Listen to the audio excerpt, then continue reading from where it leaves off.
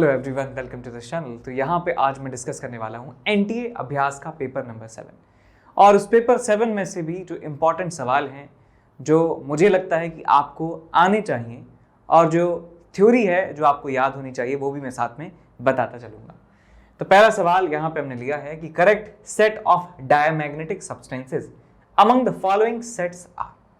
तो ऐसे सवाल जो हैं वो हमें रटने होते हैं और ये सवाल भी काफ़ी पूछे जाते हैं, काफ़ी स्कोरिंग ये माने जाते हैं। तो आपको याद रखना है कि bismuth, mercury, silver, carbon, lead और हमारे पास सिलिकॉन और कॉपर, ये सारे जो सब्सटेंसेस हैं ये डायमैग्नेटिक मटेरियल्स की कैटेगरी में आते हैं। तो हमें चूज करना है एक ऐसा सेट जिनमें से ये कोई भी सब्सटेंसेस साथ में लिखे हों। तो आप ऑप्शंस में देखेंगे कि bismuth, copper, lead and silicon वाला ऑप्शन आपका सही है। तो ये आपको याद करना होगा। यदि आप ये वीडियो देख रहे हैं और आप इसे लिख नहीं रहे हैं तो ये देखना जो है बिल्कुल वेस्टेज होगा, बिल्कुल व्यर्थ होने वाला है, शून्य आपको ज्ञान यहाँ से मिलने वाला है। तो प्लीज़ आप इसको लिखिए, अभी लिखिए इसको साथ में कि ये जो मटेरियल्स हैं ये डायमैग्नेटिक मटेरियल्स की कैटेगरी में आते हैं। तो बच्चों एक छोटा सा अनाउंसमेंट है यहाँ पे। तो सबसे पहले तो जो एस अनअकैडमी चैंपियंस लीग है वो जेई के लिए स्टार्ट हो रही है फिर से, और यहाँ पे आपको चांस मिलेगा टू मीट सचिन तेंदुलकर। सचिन तेंदुलकर से मिलने का मौका आपको मिलने वाला है।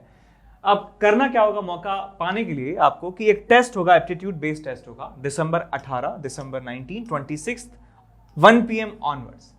और ये जो टेस्ट है ये फ्री है, आपको बस वेबसाइट पे जाके एनरोल करना है और ये टेस्ट देना है। दूसरा हमारे पास ये है कि अनअकैडमी चैंपियंस लीग, जो पहला स्लाइड था जिसमें सचिन तेंदुलकर से मिलने का मौका था, उसमें प्राइजेस भी हैं जो 1 से लेके 10 तक जो रैंक होने वाली हैं उनको 20,000 का प्राइज जो है मिलने वाला है और 100% तक स्कॉलरशिप भी आपको मिलेगी।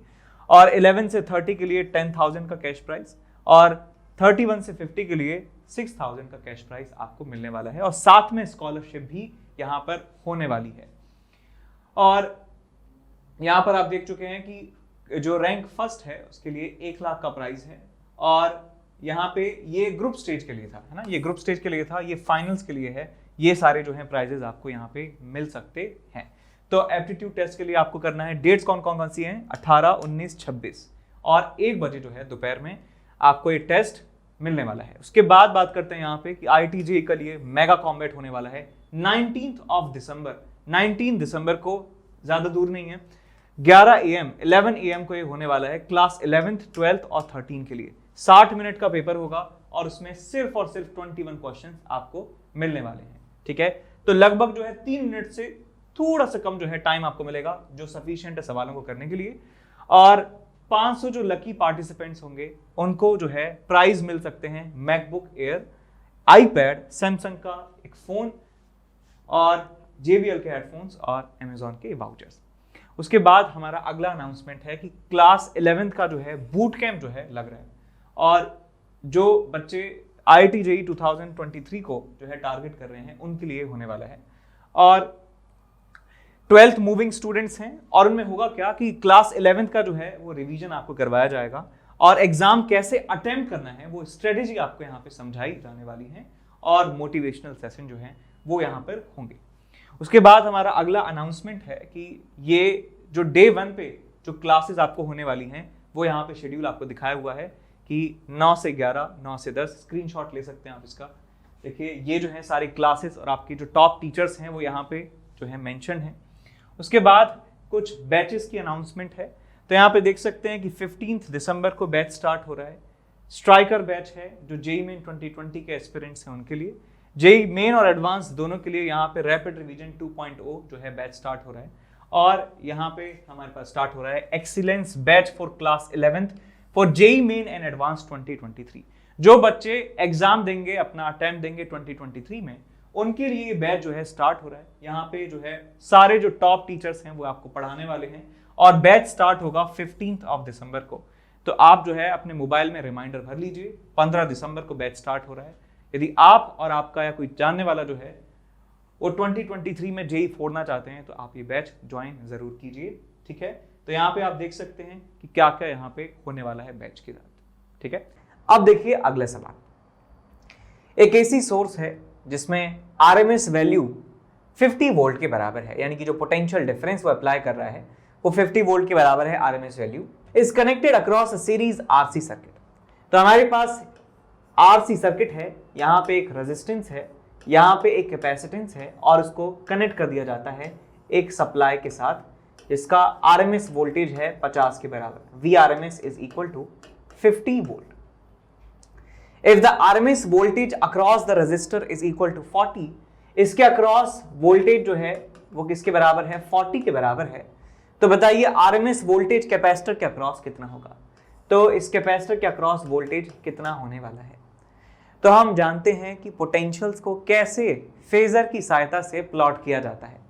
ये वाला जो कॉन्सेप्ट है फेजर वाला, ये मैंने समझाया था सीबीएसई का जो मैराथन लिया था अभी कुछ दिनों पहले, जो मैराथन था उसमें जो एसी चैप्टर का थ्योरी है उसमें भी अच्छे से समझाया गया है।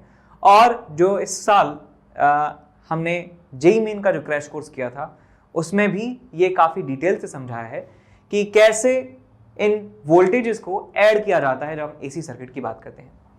तो यहाँ पे मैं डायरेक्ट बना रहा हूँ फेजर। जो रेजिस्टेंस के अक्रॉस वोल्टेज है वो आएगा कुछ ऐसे 40 वोल्ट, और जो कैपेसिटर के अक्रॉस जो वोल्टेज आएगा वो आएगा इस तरीके से Vc इज इक्वल टू नहीं पता। और इन दोनों का जो रिजल्टेंट है वो क्वेश्चन में हमें दिया हुआ है, वो किसके बराबर है, V total which is equal to 50। तो यहां से क्लियरली हम देख सकते हैं कि जो टोटल वोल्टेज है V total is equal to VR square plus VC का स्क्वायर का अंडर रूट। तो यहां से आ जाएगा आपके पास 50 का स्क्वायर इज इक्वल टू 40 का स्क्वायर प्लस VC का स्क्वायर। तो it will be 2500 minus 1600 is equals to VC square, और यहाँ से VC स्क्वायर आपको मिल जाएगा 900 के बराबर, और यहाँ से आपको मिलेगा VC is equals to 30 volt के बराबर। So 30 volt is the potential difference across the capacitor. Capacitor के अक्रॉस जो वोल्टेज है वो किसके बराबर आ जाएगा, 30 वोल्ट के बराबर। इसके अक्रॉस वोल्टेज है 40 वोल्ट के बराबर, और 40 और 30 का जो समेशन है वो 50 के बराबर हमें मिल जाएगा। ठीक, ऐसे सवालों को करना होता है एसी सर्किट में। तो answer will be equal to 30। अब आगे बढ़ते हैं अगले सवाल की तरफ। एक कंडक्टिंग रिंग है जिसका रेडियस है स्मॉल r और जिसका रेजिस्टेंस है कैपिटल R। ठीक है, एक रिंग है, ये रिंग यहाँ पे हमने बना दी है जिसका रेडियस जो है वो स्मॉल r के बराबर है और जिसका रेजिस्टेंस कैपिटल R के बराबर है। एक रीजन में इसको रखा जाता है जहां पे uniform time varying magnetic field है which is perpendicular to the plane of the ring. तो इस रिंग का जो प्लेन है उस प्लेन के परपेंडिकुलर डायरेक्शन में मैग्नेटिक फील्ड हमने अप्लाई किया है। लेट्स से ऊपर की तरफ मैग्नेटिक फील्ड हमने अप्लाई किया है which is varying with time if the magnetic field is changing at a rate of alpha, यानी कि हमें दिया हुआ है कि dB by dt जो है वो किसके बराबर है, अल्फा के बराबर है। तो आप बताइए कि करंट इसमें कितना इंड्यूस होगा। तो बेटा किसी भी समय पर यदि बात करूं तो फ्लक्स की वैल्यू को लिखा जा सकता है magnetic field into area into cos of यहां पे कह सकते हैं 0 डिग्री। एरिया इस रिंग का लिख सकता हूं मैं पाई स्मॉल r स्क्वायर के बराबर है, तो आपको मिलेगा यहां पे b pi small r square, cos 0 होता है 1 के बराबर, आ जाएगा आपके पास 5। मैग्नेटिक फील्ड टाइम के साथ चेंज हो रहा है तो फ्लक्स भी टाइम के साथ चेंज होगा, तो मैं यहां पे लिख सकता हूं d phi by dt is equal to magnitude of induced EMF is equal to pi r square into dB by dt, pi r square into dB by dt। क्योंकि इसका रेडियस तो कांस्टेंट है तो पाई r स्क्वायर जो है constant आ जाएगा, differentiation के बाहर आ जाएगा। मैग्नेटिक फील्ड का डिफरेंशिएशन dB by dt के बराबर आएगा और ये हमें दिया है अल्फा के बराबर। तो यहां से आप लिखेंगे pi small r square into alpha. तो यहां से हमें करंट यदि निकालना है तो करंट की वैल्यू मिल जाती है E बाय R के बराबर। तो आंसर आपको मिल जाएगा pi small r square divided by capital R into alpha. तो करंट की जो वैल्यू है, इंड्यूस्ड करंट की वैल्यू हमें मिल जाती है पाई r square alpha divided by capital R। Pi r square alpha divided by capital R हमारा आंसर आ जाता है। समझ में आया? चले आगे। ओके, वैसे कोई आंसर मैंने सुना नहीं, फिर बोल दिया कि हाँ यार हाँ ही होगा, सही होगा, समझ में आ ही गया होगा। तो मैं अपनी तरफ से मैंने आपको एक्सप्लेन किया। यदि आपको कोई डाउट है तो आप कमेंट सेक्शन में पूछ सकते हैं। ठीक है, अब आगे चलते हैं। यहाँ पर एक कंडक्टिंग सोप है, सोप बबल है। Having a radius small a, thickness उसकी है t के बराबर, जो काफी ज्यादा कम है as compare to the radius, यानी रेडियस काफी बड़ा है as compare to the thickness, is charged to a potential v.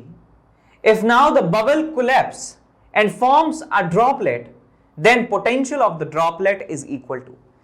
तो यहां पे साफ साफ कन्वर्जन दिखाई दे रहा है कि हम एक सोप बबल को ड्रॉपलेट में कन्वर्ट करना चाहते हैं. बहुत ही कॉमन टाइप का जॉनरा है इस क्वेश्चन का, और देखिए काफी ज्यादा मुश्किल भी नहीं है. तो ये हमारे पास है एक सोप बबल. हमारे पास क्या है? सोप बबल है. सोप सॉल्यूशन से एक बुलबुला यहां पे बनाया गया है जिसका रेडियस हमें दिया है a के बराबर है.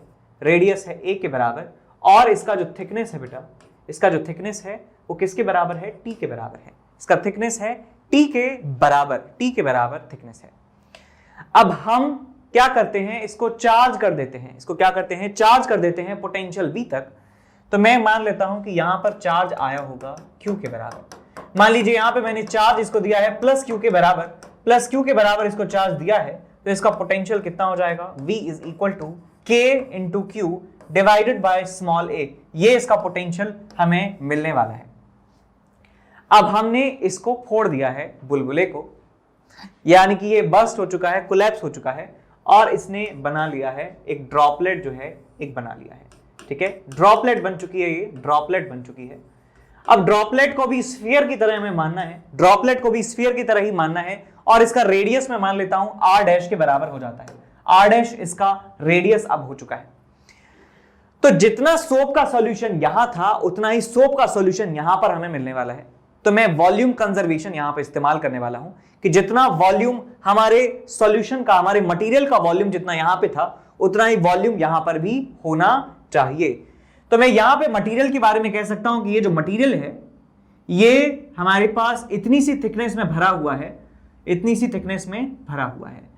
तो यहां पे आप वॉल्यूम को लिख सकते हैं 4 pi small r square a square into T. Surface area into thickness लिखा जा सकता है, सरफेस एरिया इंटू थिकनेस लिखा जा सकता है. ठीक, समझ में आई ये बात? 4 पाई a स्क्वायर इंटू टी हमने लिख दिया यहां पे इसका वॉल्यूम जो सोप सॉल्यूशन का है. और यहां पर देखिए वॉल्यूम कितना है, यहां पे वॉल्यूम को लिख सकता हूं मैं is equal to 4/3 pi into r dash का क्यूब. यहां पे हमें मिल जाता है वॉल्यूम.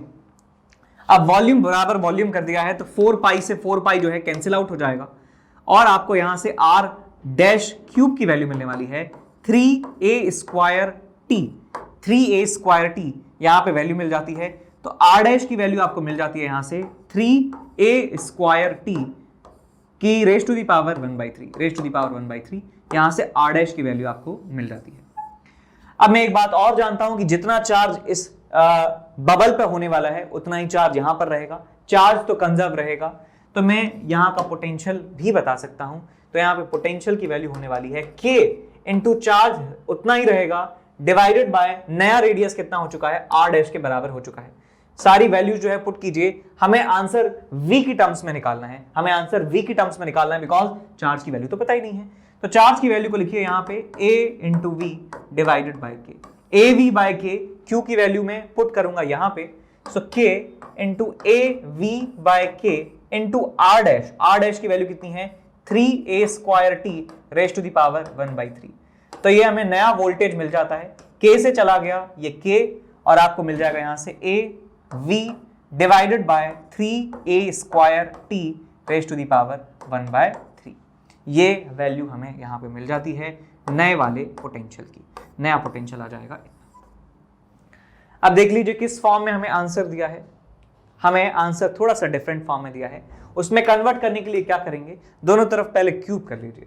दोनों तरफ क्यूब करेंगे तो v डैश का क्यूब आपको मिलेगा, a का क्यूब और v का क्यूब, और नीचे मिल जाएगा आपको 3a स्क्वायर इंटू टी. अब a स्क्वायर से जो है आप इस पावर को उड़ा दीजिए, तो यहां पे आपको मिलता है a अपॉन 3t, और यहां पे मिल गया आपको v क्यूब, ये मिल गया आपको v डैश क्यूब की वैल्यू. तो v डैश की वैल्यू आपको मिल जाती है v a upon 3t raise to the power 1/3. तो ऐसे आप इस सवाल को सॉल्व कर सकते हैं, पोटेंशियल निकाल सकते हैं। यहां पे देखिए कौन कौन सी चीजें कंजर्व रही हैं। यहां पे वॉल्यूम जो है कंजर्व रहा है, मटेरियल की क्वांटिटी कंजर्व रही है और चार्ज की क्वांटिटी यहां पे कंजर्व रही है। तो चार्ज कंजर्वेशन और वॉल्यूम कंजर्वेशन का इस्तेमाल करते हुए हमने पोटेंशियल निकाल लिया है उस ड्रॉपलेट का जो सुप बबल से हमने बनाई थी। क्लियर? यहां तक क्लियर है। अब इसके बाद आगे चलते हैं।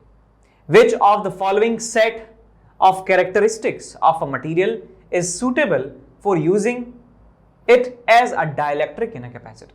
तो डाइलेक्ट्रिक बनाने के लिए हमें कौन कौन सी प्रॉपर्टीज डाइलेक्ट्रिक की चाहिए होती हैं?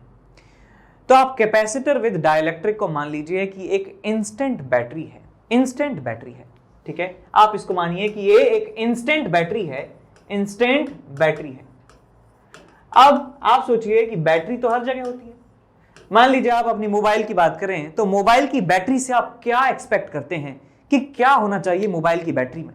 मोबाइल की बैटरी से हम चाहते हैं कि ज्यादा से ज्यादा जो चार्ज है वो होल्ड करे, यानी कि उसकी कैपेसिटी ज्यादा हो, मिली एम्पियर आवर में जो कैपेसिटी होती है वो ज्यादा हो और फटाफट चार्ज हो जाए, फटाफट चार्ज हो जाए और उसकी कैपेसिटी भी ज्यादा हो, है ना। यही हम अपने मोबाइल की बैटरी, अपने लैपटॉप की बैटरी, जितने भी हमारे इलेक्ट्रॉनिक गैजेट्स हैं उनकी बैटरी से हम ये एक्सपेक्ट करते हैं कि यार जल्दी से तो चार्ज हो जाए और चार्ज जो है और वो बहुत ज्यादा भी होल्ड कर ले, बहुत ज्यादा चार्ज ये होल्ड कर ले, ऐसा हम वहां पर चाहते हैं। तो आप देखिए बेटा, जो टाइम होता है चार्ज करने का, बैटरी को चार्ज करने का जो टाइम होता है, कैपेसिटर को चार्ज करने का जो टाइम होता है वो आप जानते हैं टाउ होता है। टाउ टाइम में 63% चार्ज उसका हो जाता है और टाउ होता है हमारे पास T upon RC। T tau is equal to 1 upon RC। तो हम यहां पे क्या चाहेंगे कि जब मैं कैपेसिटर यहां पे डाइलेक्ट्रिक डाल दूंगा तो C की वैल्यू हो जाएगी KC के बराबर, तो टाउ की वैल्यू हो जाएगी आपके पास 1 अपॉन R इंटू KC के बराबर। ये बात समझ में आई? ये टाइम कांस्टेंट है। जब हम एक RC सर्किट में कैपेसिटर को चार्ज करते हैं तो ये हमें टाउ वाला टर्म मिलता है कि ये वो टाइम है जिसमें 63% चार्ज हो जाता है हमारा कैपेसिटर। तो भैया हम चाहते हैं कि ये जो टाइम है चार्ज होने में 63% ये कम हो, तो K की जो वैल्यू है वो क्या होनी चाहिए? ज्यादा होनी चाहिए। K की वैल्यू क्या होनी चाहिए? ज्यादा होनी चाहिए। यानी कि हम high value of dielectric constant चाहते हैं, high value of dielectric constant चाहते हैं। पहली बात तो ये। दूसरी बात, हम एक वैल्यू होती है हमारे पास डाइलेक्ट्रिक स्ट्रेंथ कि कितना वो चार्ज होल्ड कर सकता है, कितना मैक्सिमम इलेक्ट्रिक फील्ड उसके अंदर एग्जिस्ट कर सकता है। तो हम चाहते हैं कि ये वैल्यू भी क्या हो? ये वैल्यू भी ज्यादा हो। तो डाइलेक्ट्रिक स्ट्रेंथ जो है, डाइलेक्ट्रिक स्ट्रेंथ ये भी ज्यादा होनी चाहिए, ये भी ज्यादा होनी चाहिए। तो हमारा जो कैपेसिटर है वो ज्यादा, एक तो जो है जल्दी चार्ज होगा और आपने ये भी देखा होगा Q इज इक्वल टू क्या होता है? CV के बराबर होता है। तो डाइलेक्ट्रिक डाल देंगे तो KCV हो जाएगा। तो जितना ज्यादा K होगा उतना ही ज्यादा चार्ज वो होल्ड कर रहा होगा। तो ज्यादा वैल्यू होगी K की, और जो डाइलेक्ट्रिक स्ट्रेंथ होती है, that is the maximum electric field that can handle, वो भी ज्यादा होना चाहिए। तो दोनों ही वैल्यू जो है वो हाई होनी चाहिए। डाइलेक्ट्रिक जो कांस्टेंट है वो भी लार्ज होना चाहिए और हाई जो है स्ट्रेंथ होनी चाहिए डाइलेक्ट्रिक की, यानी कि मैक्सिमम इलेक्ट्रिक फील्ड भी ज्यादा सहन कर सके और यानी कि ज्यादा पोटेंशियल डिफरेंस जो है वो लग सके, ज्यादा पोटेंशियल डिफरेंस से वो चार्ज हो सके, और दूसरा ये है कि वो चार्ज ज्यादा होल्ड कर सके और कम समय में चार्ज हो सके। तो ये सारी चीजें तभी पॉसिबल है जब K की वैल्यू हाई होगी और डाइलेक्ट्रिक स्ट्रेंथ भी हाई होने वाली है। ठीक, समझ गए? तो यहाँ पे एक क्वेश्चन डिस्कस करने जा रहे हैं, काफी इंपॉर्टेंट सवाल है। देखिए, a monoatomic gas of molar mass m0, molar mass इसका है m0 के बराबर, और वो एक फिल्ड है into a insulated container. Insulated container का मतलब है कि हीट इस सिस्टम से सराउंडिंग में नहीं जाएगी। तो यहाँ पे एक इंसुलेटेड टाइप का कंटेनर है जिसमें गैस भरी हुई है और गैस का जो मोलर मास है वो m0 के बराबर है, और वो मूव कर रही है एक हॉरिजॉन्टल सरफेस के अलोंग, हॉरिजॉन्टल सरफेस पर ये मूव कर रही है विद वेलोसिटी v से। अब ये कंटेनर को सडनली रोक दिया जाता है। सडनली इसको यदि हम स्टॉप कर देते हैं, सडनली इसको स्टॉप कर देते हैं, इसका मतलब है कि इसका वेलोसिटी जो है वो 0 के बराबर हो चुका है। वेलोसिटी जो है 0 के बराबर यहाँ पे हो चुका है। Then the change in the temperature of the gas is equal to, तो टेम्परेचर में चेंज जो आएगा गैस के वो हमें बताना है कितना होने वाला है। तो इस सवाल के लिए मैं या तो ऐसे सोच सकता हूं कि जो काइनेटिक एनर्जी में लॉस आया है वो काइनेटिक एनर्जी में लॉस कन्वर्ट हो चुका है इसकी पोटेंशियल एनर्जी, इसकी इंटरनल एनर्जी को बढ़ाने में। या तो आप ऐसे सोच सकते हैं कि जो काइनेटिक एनर्जी में लॉस है that is equal to increment in the internal energy of the gas. तो उससे भी आप कर सकते हैं, तो वहां से आपको मिल जाएगा कि हाफ mv² जो है वो किसके बराबर आ जाएगा, ncv डेल्टा टी के बराबर। Half mv² is equal to ncv delta T, this is loss in kinetic energy, ये क्या है आपके पास लॉस इन काइनेटिक एनर्जी, और ये क्या है आपके पास gain in internal energy, gain in internal energy. दूसरा तरीका इसको सॉल्व करने का ये है कि ये आप यहां पर इस्तेमाल करें थर्मोडायनेमिक्स का फर्स्ट लॉ। थर्मोडायनेमिक्स का फर्स्ट लॉ क्या होता है, Q is equal to delta U plus W के बराबर। क्योंकि यहाँ पे जो हमारा कंटेनर है वो इंसुलेटेड है, इसका मतलब हीट का आदान प्रदान यहाँ पे नहीं होने वाला है, हीट का आदान प्रदान नहीं होने वाला है। दूसरा, ये जो कंटेनर है इसका वॉल्यूम जो है फिक्स्ड है, इसका मतलब कोई भी एक्सपेंशन यहाँ पे नहीं होने वाला है, इसका मतलब यहाँ पे जो वर्क डन है वो भी क्या आने वाला है, 0 के बराबर आने वाला है। अब बचा हमारे पास डेल्टा U, यानी कि डेल्टा U जो है वो 0 के बराबर है। डेल्टा U का मतलब होता है कि चेंज इन इंटरनल एनर्जी, इसका मतलब इनिशियल जो इंटरनल एनर्जी है गैस की वो फाइनल इंटरनल एनर्जी के बराबर है। तो इनिशियल इंटरनल एनर्जी को लिख सकता हूं मैं NCV, या लिख सकते हैं F/2 nRT1 plus half into mv², total जो मास है इंटू v² के बराबर लिख सकता हूं, इज इक्वल टू फाइनल जो इंटरनल एनर्जी है वो आ जाएगा आपके पास F/2 nRT2, F/2 nRT2। यहां जो मास है, मास को लिख सकता हूं मैं क्या, बिकॉज हम जानते हैं कि नंबर ऑफ मोल्स होता है हमारे पास मास अपॉन मोलर मास, तो यहां पे मास को लिखा जा सकता है number of moles into m0। तो यहां पे मैं लिखूंगा half into n into m0 v², और यहां जाएगा आपके पास F/2 3/2 nRT1, और यहां जाएगा आपके पास 3/2 nRT2, ठीक है, बिकॉज मोनो एटॉमिक टाइप की ये गैस है। तो number of moles cancel out हो गया, दो कैंसिल आउट हो गया। तो आपको यहां से इसको इधर ले जाइए तो आपको मिलेगा 3rT2 minus T1 is equal to m0 into v²। तो ये आपके पास है change in temperature delta T, और आपको मिल जाता है m0 v² divided by 3r के बराबर। तो यहां से डेल्टा T की वैल्यू आपको मिल जाती है।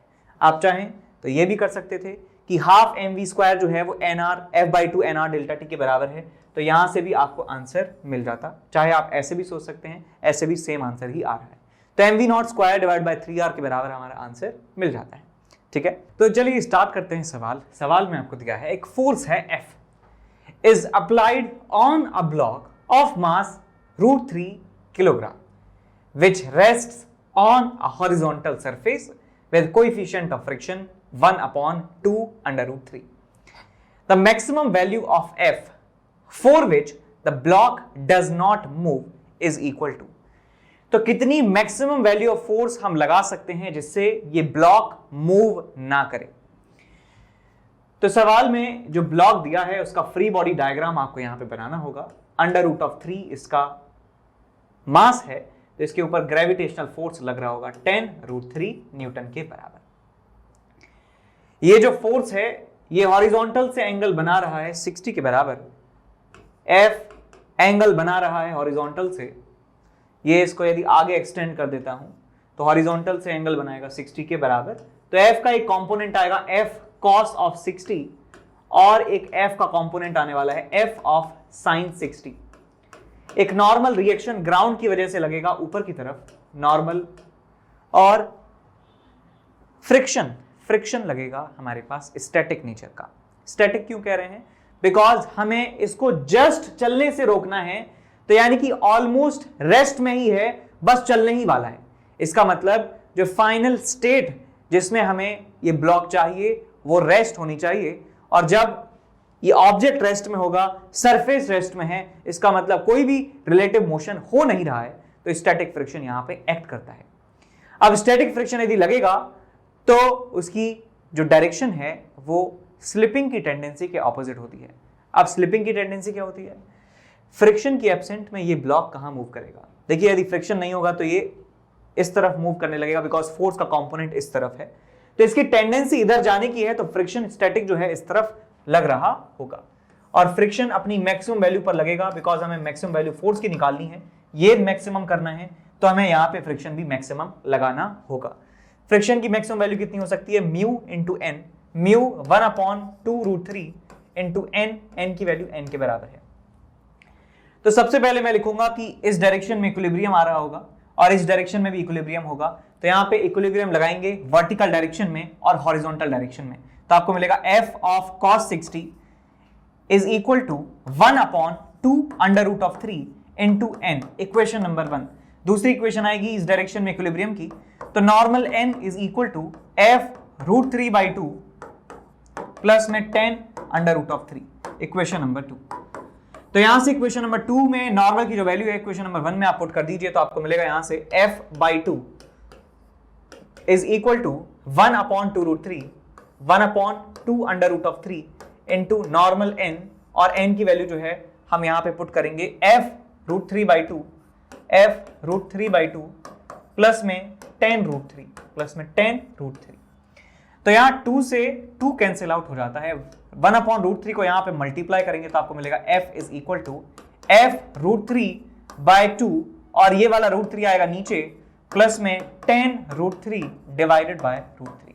तो √3 से √3 कैंसिल आउट हुआ, √3 से √3 कैंसिल आउट हुआ, यहाँ आपको मिलता है f/2 इधर जाएगा तो मिलेगा आपके पास f/2 इज इक्वल टू 10, तो f की वैल्यू आपको मिलती है 20 के बराबर, और यही मैक्सिमम वैल्यू है फोर्स की जो हम यहाँ पर लगा सकते हैं। 20 न्यूटन से ज्यादा यदि हम फोर्स लगाएंगे तो ये मूव करने लग जाएगा, और 20 से कम लगाएंगे तो ये मूव नहीं करेगा, तो हमारा आंसर आ जाता है 20 न्यूटन के बराबर। समझ में आया?